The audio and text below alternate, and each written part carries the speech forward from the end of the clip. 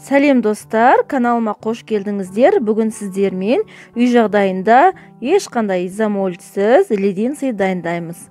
Құрамы өте қарапайым заттардан тұрады және өте дәмді, өте әдемі болып шығады. Торттың оформлениясына өте әдемі кетеді және де балалардың сүйіп жейтін тәттісі деуге болады. Толық рецепті әдеттегідей видеоның астына қалдырамын.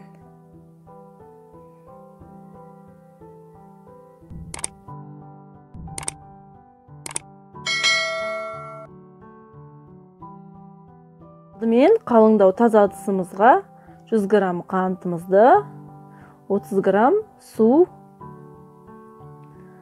және 50 грамм глюкозный сироп. Бұл кондитерлік магазиндерде сатылады. Осылай қосып, отымызға қойып, барлығын осылай араластырамыз. Барлығы біркелкі ерігенше осылай баяу отта араластырып тұрамыз.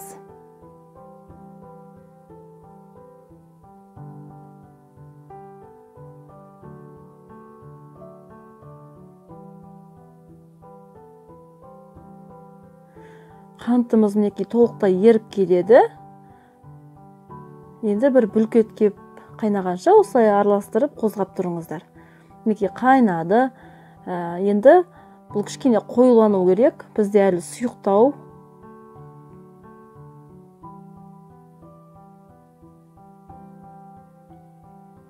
Бұл өте тез дайын болады, сондықтан міндетті түрде араластырып тұрыңыздар. Енді біз қайдан білеміз оның дайын болған?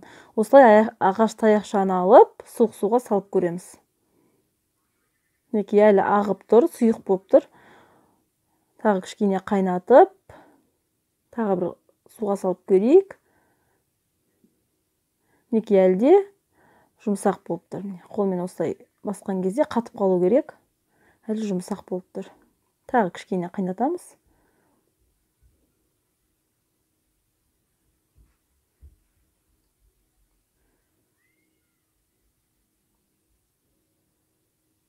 Мінекей суға салып алғанда осылай қатып қалу керек.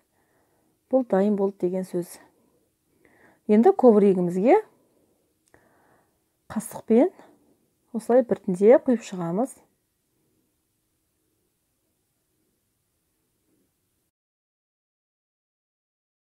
Сиробымыз тез қатып қалады, сондықтан жылдамырақ осылай қасықтың көмегімен құйып шығамыз.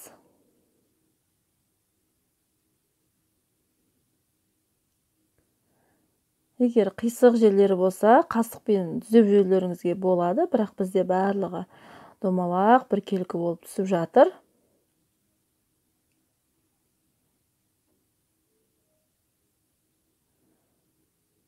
Енді ағаш таяқшамызды орналастырып шығамыз.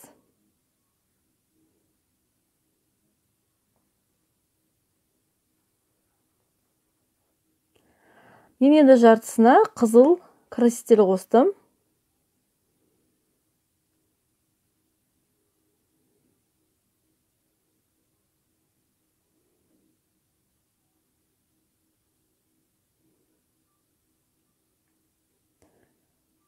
Оны да осылай жылдамырақ құйып, қазір ағаш таяқшаларымызды орналастырамыз. Қисық жерлерін осылай түзеп жерді. Мінекей барлығын толықтай суытамыз. Өте әдемі біркелкі болып шықты. Енді міне осылай толық суыған айналамыз. Өте жылдам алынады.